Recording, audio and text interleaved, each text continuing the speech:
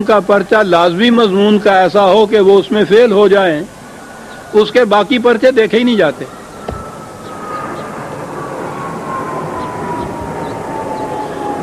پاس ہونے کے لیے پاس مارکس ہوتے ہیں، اور وہ ہوتے ہیں اسی قانون ارتقاء یا قرآن کے یہ ثقلت موازین اور خفت کری 60% پاس مارکس۔ جس نے 60% لیے ہیں 40% غلطیاں بھی تو ہیں نا اس کو کلاس میں پروموشن دے دی جاتی ہے، اگلی کلاس میں اس کو چڑھا دیا جاتا ہے۔ کیوں؟ اس کا جو اعمال صالحہ کا پلڑا تھا 60%، اس نے ازالہ کر دیا ہے اس کے 40% غلطیوں کا۔ وہ اس قابل سمجھا جاتا ہے کہ آگے اس کو چڑھا دیا جائے کلاس میں۔ لیکن اگر وہ کمپلسری سبجیکٹ میں فیل ہو گیا ہے تو اس کے باقی پرچے دیکھے ہی نہیں جاتے۔ اولئک حبطت اعمالہم، رائے گاں گئی اس کی ساری محنت۔ فلا نقیم لہم یوم القیامت وزنا، اس کے لیے میزان ہی کھڑی نہیں کی جائے گی کیونکہ کمپلسری سبجیکٹ میں فیل ہو گیا ہے یہ۔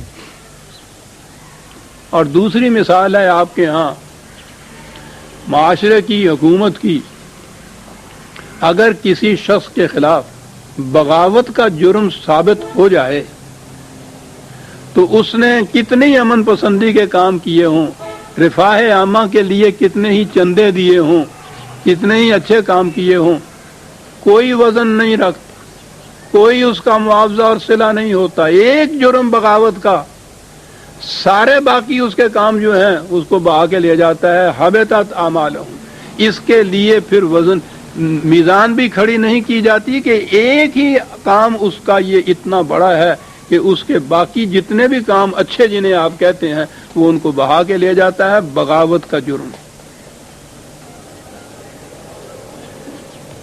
یہ ہیں جن کے لیے پھر کہا کہ باقی کاموں کے لیے ان کے میزان بھی کھڑی نہیں کی جائے گی۔ اب قرآن کی روح سے بھی اس نے بعض کاموں کو اس نے بغاوت قرار دیا ہے۔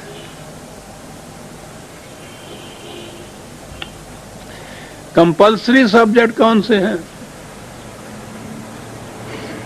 جسے توحید کہتے ہیں، یہ زندگی کا یہ ایمان اور اس کے مطابق یہ مسلک کہ حق حکومت خدا کے سوا کسی انسان کو حاصل نہیں ہے۔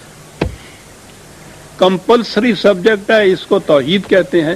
اور اگر خدا کی حکومت کے معنی ہوتے ہیں اس کے کتاب کی حکومت، اگر اس کے ساتھ کسی انسان کی کسی حکومت کو، قانون کو بھی شامل کیا جائے اسے شرک کہتے ہیں۔ قرآن اسے بغاوت کہتا ہے۔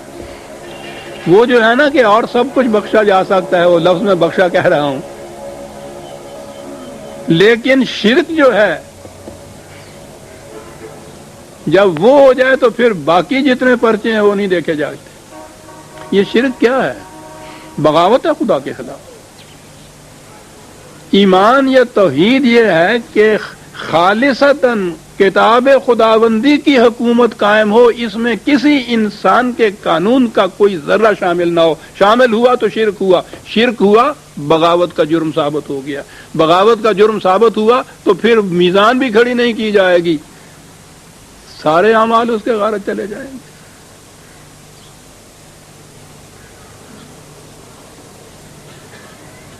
آپ نے غور فرمایا کہ یہ کیا اصول قرآن نے بیان کیا ہے؟ ایسا اصول بیان کیا عزیزان من، قانون ہے اٹل، حقائق کائنات اس کی تائید کرتے ہیں۔ وہ لوگ جو قرآن کو، خدا کو بھی نہیں مانتے، مغرب کے محققین اور سائنٹسٹ، ان کے انکشافات اس کی تائید کرتے ہیں کہ زندگی کا نظام اسی سے قائم ہے۔ جس کا تعمیری قوتوں کا پلڑا بھاری ہے، یہ ضروری نہیں کہ اس کے ہاں کوئی ایک گناہ یا ایک لغزش بھی نہ ہو۔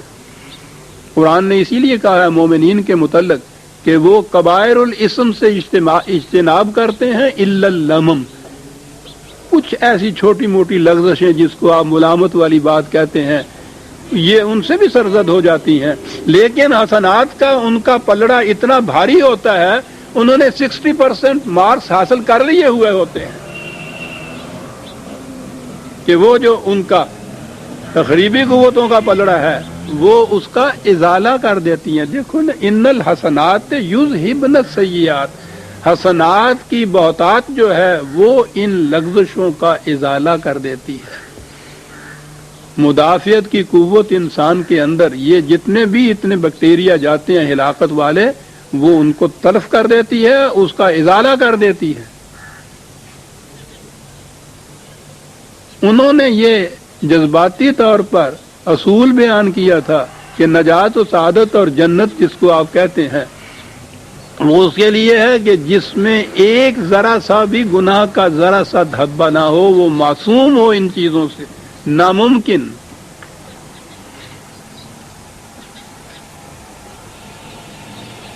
کائنات کے اندر بھی جو ان لوگوں نے تحقیقات کی ہے کہ جو انواع آگے بڑھی ہیں ارتقاء کی منزل کے اندر، یہ نہیں تھا کہ ان میں کوئی تخریبی قوتیں ان کے ساتھ نہیں تھیں. آگے وہی بڑی ہیں جن کی تعمیری قوتیں غالب آئی ہوئی تھیں تخریبی کے اوپر. کوئی نو بھی ایسی نہیں مل سکی کہ جس میں کوئی بھی تخریبی قوت نہ ہو اور وہ آگے بڑھ گئی ہو. یہ شرط ہی ایسی ہے جو پوری نہیں کی جا سکتی. قرآن نے حقائق کو سامنے رکھ کے نجات و سعادت کا قانون مہیا کیا. عزیزان مان، جس کا من ثقلت موازینہ فہو فی عیشۃ راضیہ من خفت موازینہ فامہ ہاویہ.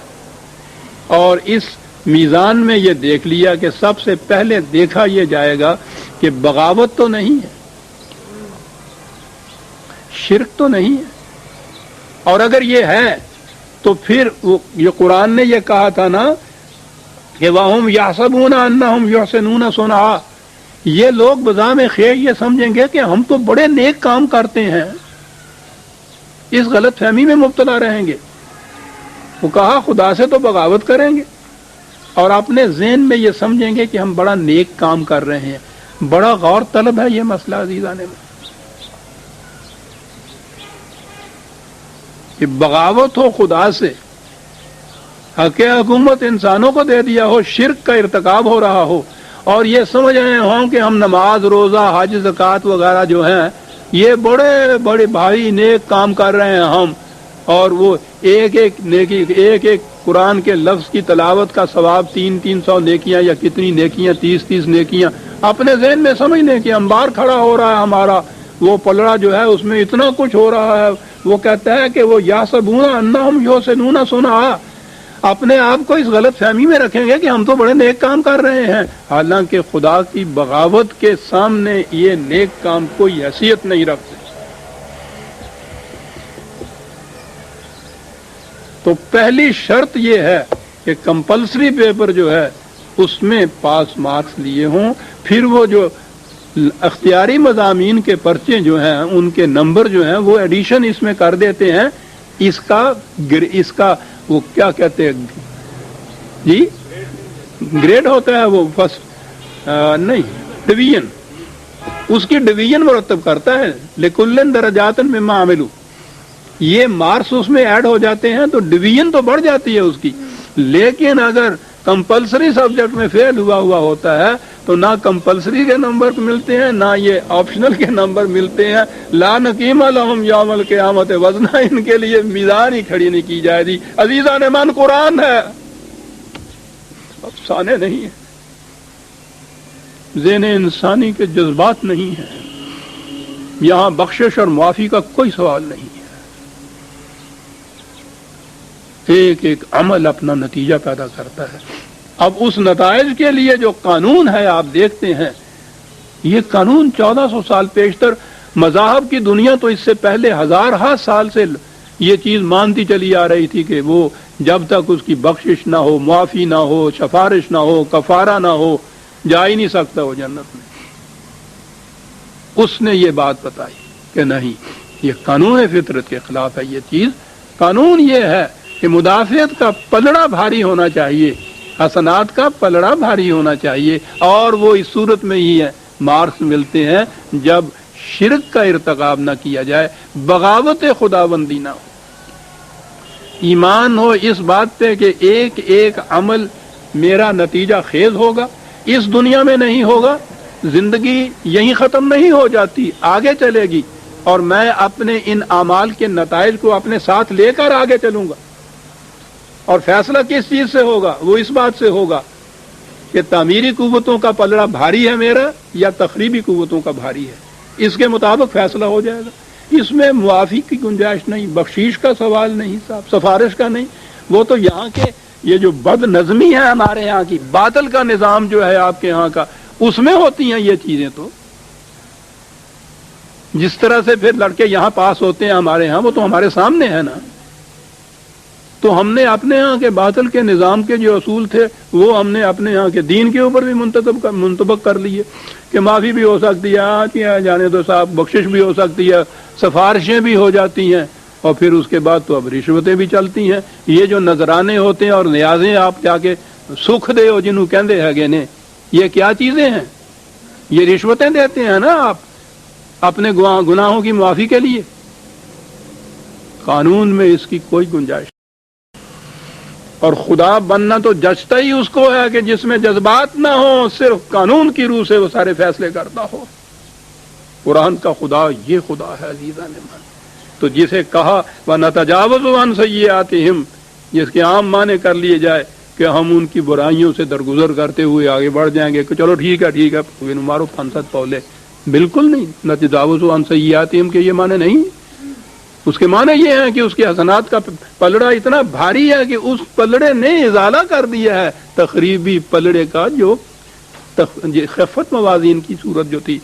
سی صحاب الجنہ، یہ ہیں کہ جو جنت میں جانے والے ہیں۔ وعد الصدق الذی کانوا یوعدون، یہ تھا جو ان سے وعدہ کیا گیا تھا، اور اس کو وہ سچا سمجھ پائیں گے اپنے سامنے کہ واقعی سچا وعدہ تھا جو خدا نے کیا تھا۔ کمپلسری میں پاس ہو، 60% اوور آل مارکس بھی لے لے، یہ قانون ہے، اس میں کوئی سفارش نہیں۔ وہ کہا ہے کہ یہ بھی نہیں ہو سکتا کہ اس کا پرچہ گم ہو جائے، دوسرے کے مارکس اس کے مارکس دوسرے کو دے دیے جائیں، یہ نہیں ہوگا ہمارے ہاں۔ صدق ہمارا قانون عدل جو ہے اس کو یہ سچا اپنے سامنے پائیں گے۔ یہ ہے قرآن کریم عزیزان من۔ ایک ٹکڑا آ گیا تھا، میں نے سمجھا یہ بڑا ضروری ہے یہ بتا دینا کہ قرآن کی روح سے نظام عدل کیا ہے، اور جسے آپ بخشش اور نجات کہتے ہیں اس کے معنی کیا ہیں۔ یہ ثقلت اور خفت موازین کا مطلب کیا ہے؟